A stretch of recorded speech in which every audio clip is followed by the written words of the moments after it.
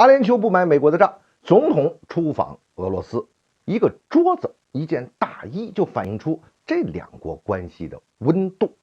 美国的强力施压之下，阿联酋的举措透露出重大的信息。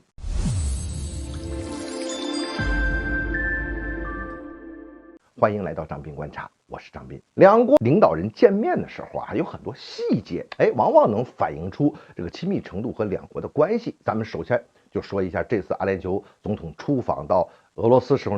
他们会面时候那个桌子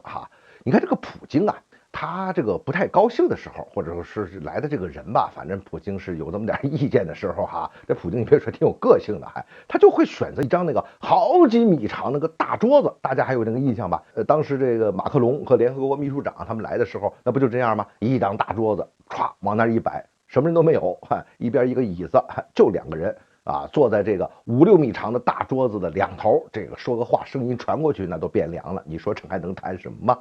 那么这次阿联酋总统和普京见面的时候，双方坐的那可就很近了，中间就放了一个小桌子，其实就是一个小茶几你看这个亲密度就明显不同。而且这个会谈结束以后他更热络的事儿那就来了。普京呢亲自把阿联酋总统是送出了这个室外当时呢还是下着这个雨这个冷风嗖嗖在那吹你看根据周围镜头来看，外边那些随行人员反正也感觉挺凉的，而这个随同人员呢还特意准备了个羽绒服。谁知道这个阿联酋总统人家是谈笑着就出门了。这一出门的时候都用不上这羽绒服了，因为他已经披上了普京的大衣。这个举措那可是太说明问题了。所以有网友就开玩笑说也不知道普京有没有是检查一下，摸一摸那个兜子，这大衣口袋里这核武器发射密码那小纸条是不是应该拿出来美国给海湾国家和欧佩克加成员在施压，有分析就认为呢，这时候阿联酋的总统出访俄罗斯，那是不甩美国是一种刻意的安排，透露出了重大的信息。第一，阿联酋要对外释放出独立自主外交政策的这个基调。这次到访俄罗斯是一个工作访问，一是要谈这个石油减产问题，以及怎么应对美国的这个反应。第二呢，还是要谈到这个安全问题。所有海湾国家都感受到了美国的压力，甚至是威胁。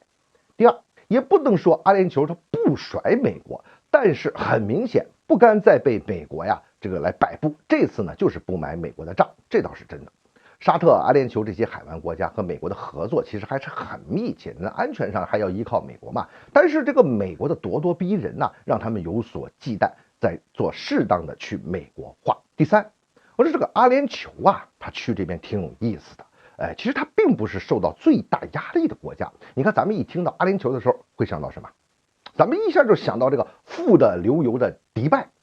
会想到石油。其实呢，阿联酋是不是有7个这个酋长国嘛？就这个迪拜它不出石油，其他几个酋长国，你像乌姆盖万沙迦那些地方，它也不怎么出石油，主要是阿布扎比出。整体上来说，这个阿联酋它并不是一个油气大国，但是它的这个政治和地理位置是非常的独特，也是阿拉伯世界和外界联系最广泛、最深刻的国家。所以此次阿联酋的总统访俄呢，是阿联酋主导的一项外交的活动，但是呢，也代表着沙特和海湾国家来和俄罗斯来协调这个立场。俄乌冲突呢有复杂化和升级的这个危险，阿联酋呢想借这个机会来施展一下它外交上的这个才能使用一下它外交上的这个影响力因为以前这个阿联酋它在俄乌问题上基本上持一个相对中立的立场，并没有完全跟随美国。你看在制裁等方面呢，也是有自己的一些考虑的，它比较强调停火和和平解决这个问题，所以希望通过这次访问呢，能发挥到一定的调节作用，来展示阿联酋的外交能力。这第四，俄罗斯这次也明确的表示不会干涉阿联酋和美国的合作，以及和美阿之间的这层关系。但是俄罗斯加强与阿联酋之间的关系，实际上也就是加强了和海湾国家和欧佩克国家的这个关系，也是对美国孤立打压俄罗斯的一种反制。美国近期有些事情做的确实是太过了，太急吼吼的，就是他这个做起来，他是做很多事情做的是很果断，很让你出乎意料之外这种他做的太快了。